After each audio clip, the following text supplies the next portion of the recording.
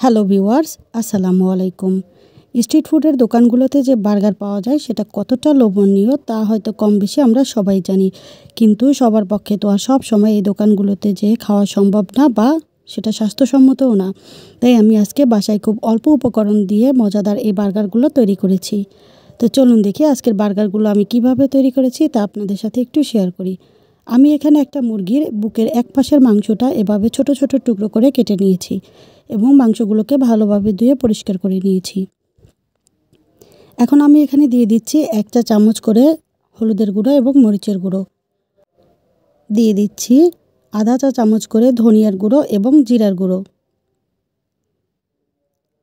আর দিয়ে দিচ্ছি খুব সামান্য ব্ল্যাক পেপার এবং অল্প লবণ। আপনারা যদি চান তবে মশলাটা কমিয়ে অথবা বাড়িয়ে নিতে পারেন। আর দিয়ে দিচ্ছি 1.5 চা চামচ আদা এবং রসুন বাটা, দিয়ে দিচ্ছি 1 চা চামচ ভিনেগার।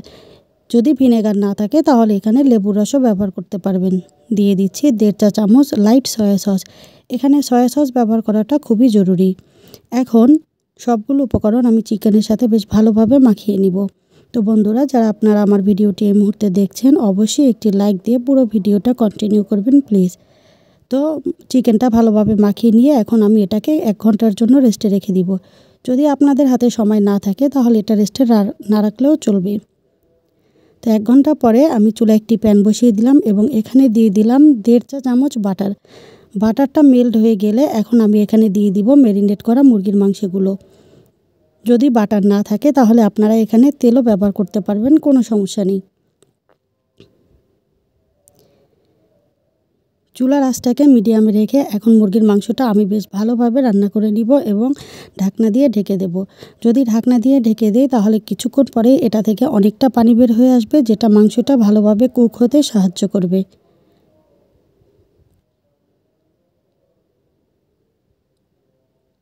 কিছুক্ষণ পরে পানিটা টেনে গিয়েছে এবং মাংসটা এভাবে ভাজা ভাজা হয়ে গিয়েছে। এখন আমি এখানে দিয়ে দিব অল্প পরিমাণে টমেটো সস। মাংসটা ভাজার পরে যদি টমেটো সসটা অ্যাড করেন তাহলে এটা খেতে বেশ সুস্বাদু হয় এবং খুব দারুণ একটা ফ্লেভার আসে।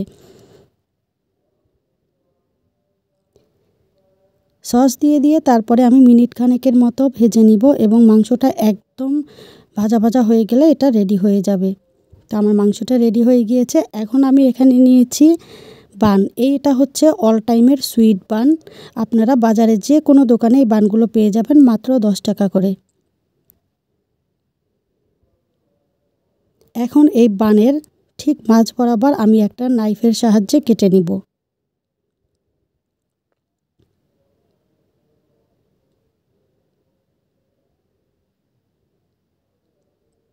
তো এভাবে করে আমি প্রত্যেকটা বান কেটে নিয়েছি।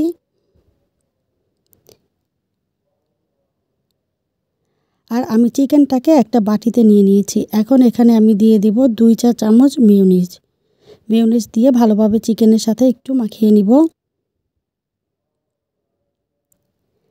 তারপরে একটা বান নিয়েছি এবং বানের অর্ধেকটাতে আমি এভাবে মেয়োনিজ দিয়ে একটা চামচের সাহায্যে ভালোভাবে মাখিয়ে নিয়েছি। তারপরে আমি এখানে চিকেনের পুরটা দিয়ে দিব। যারা আজকে প্রথমবারের মতো আমার রেসিপি দেখছেন চাইলে আমার চ্যানেলটা ভিজিট করতে পারেন। এখানে আরও বেশ কিছু রেসিপি শেয়ার করা আছে, হয়তো আপনাদের ভালো লাগতে পারে। চিকেন দেওয়ার পরে অর্ধেকটা বান আমি সরিয়ে রাখবো আর বাকি অর্ধেক বানে আমি দিয়ে দিব বেশ কিছু পরিমাণে টমেটো সস। এখন টমেটো সসটা আমি এভাবে চামচ দিয়ে ভালোভাবে মাখিয়ে নিব। তারপরে আমি আবার চিকেনের উপরে অল্প একটু মেয়োনিজ দিয়ে দিব। এতে করে বার্গারটা খেতে অনেক বেশি মজার হয় এবং অনেক জুসি হয়।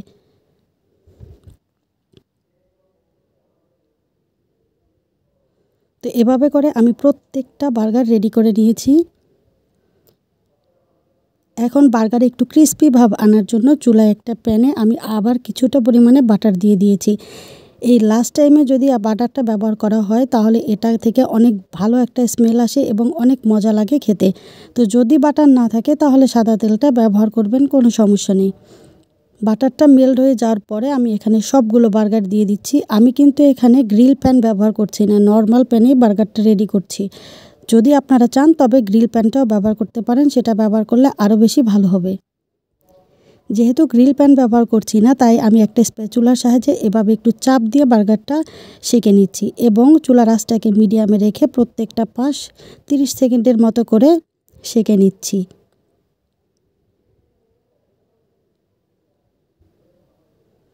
দেখেন এটা কিন্তু অলরেডি কতটা ক্রিস্পি হয়ে গিয়েছে, দেখতে কতটা লোভনীয় লাগছে। তো আমার বার্গারগুলো কিন্তু একদম রেডি হয়ে গিয়েছে। এখন আমি এখানে দিয়ে দিচ্ছি খুব পাতলা করে কেটে রাখা শসাটা কিন্তু প্রথমে দিতে যাবেন না, এটা শেষে ব্যবহার করবেন। চাইলে এখানে কিছু কাঁচা পেঁয়াজও ব্যবহার করা যায় বা টমেটো, কিন্তু আমাদের ভালো লাগে না খেতে, তাই ব্যবহার করলাম না। তো আমার বার্গারগুলো একদম রেডি খাওয়ার জন্য। দেখেন কত অল্প উপকরণে এবং খুব সহজেই তৈরি করে নিলাম স্ট্রিট ফুডের দোকানগুলোর মতো বার্গার, বা বলতে পারেন তার থেকেও বেশি মজার এবং স্বাস্থ্যসম্মত। তো যদি আমার আজকের এই রেসিপিটি আপনাদের কাছে ভালো লেগে থাকে তাহলে অবশ্যই লাইক, কমেন্ট এবং শেয়ার করে দিবেন। আর নতুন বন্ধুরা সাবস্ক্রাইব করে পাশে থাকা বেল আইকনের অল অপশনটি সেট করে নেবেন। দেখা হবে অন্য কোনো রেসিপি নিয়ে। ভালো থাকবেন। আল্লাহ হাফেজ।